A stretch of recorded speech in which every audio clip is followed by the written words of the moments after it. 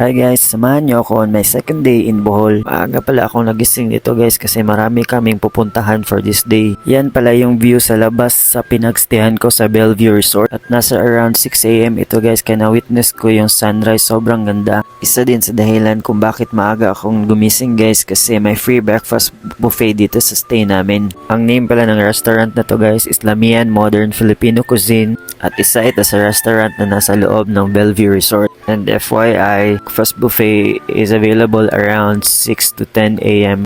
Sobrang sarap ng pagkain nila at marami kang pwedeng pagpilian. Kaya ako sa sobrang dami ng pagkain nalito ako kung ano yung una kong kakainin. Yan pala yung mga pagkain nila guys kaya binidyo ko isa-isa para makita ninyo. Ayan, sa video pa lang sobrang sarap na talaga. Tapos yan guys, mga kasamahan ko nagsabay kaming kumain. After naming kumain ay sumakay na kami kasi papunta na kami sa first destination namin.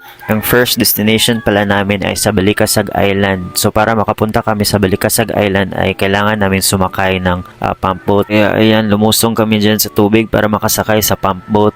At ang travel time from Panglao to Balikasag Island ay nasa 1 hour. And activities you can do when you are in Balikasag Island is snorkeling and swimming with the turtles. At pwede kang mag-rent ng GoPro doon. Sila na ang bahalang mag-video at mag-picture sa iyo. After naman namin sa Balikasag Island ay pumunta naman kami sa Virgin Islands. Ang kagandahan pala dito sa Virgin Island ay white sand at sobrang linaw ng tubig. At pwede kang mag-relax at maglakad sa sandbar. Meron din mga local vendors dito na nagbebenta ng fresh seafoods at tropical fruits.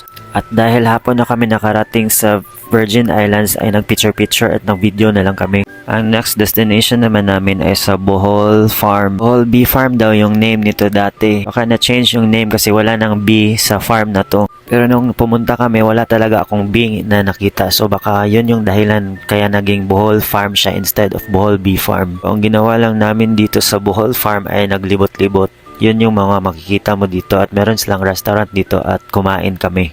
So next destination naman namin ay ang Hinagdanan Cave.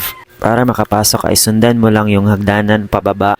At nang pumasok ako ay ang napansin ko ay ang lamig ng hangin sa loob. Ma-amaze ka kasi ang ganda ng structure ng stalagmites at stalactites sa loob ng cave.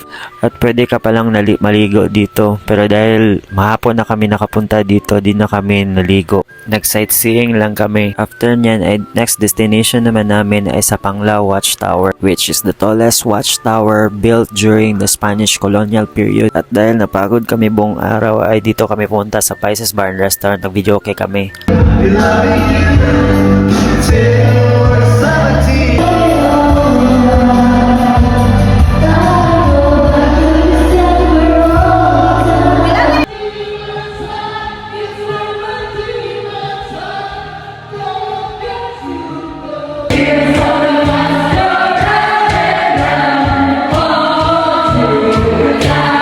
Di halata na sobrang na-enjoy kami mag-video kaya after namang mag-video kaya ay pauwi na kami sa hotel namin.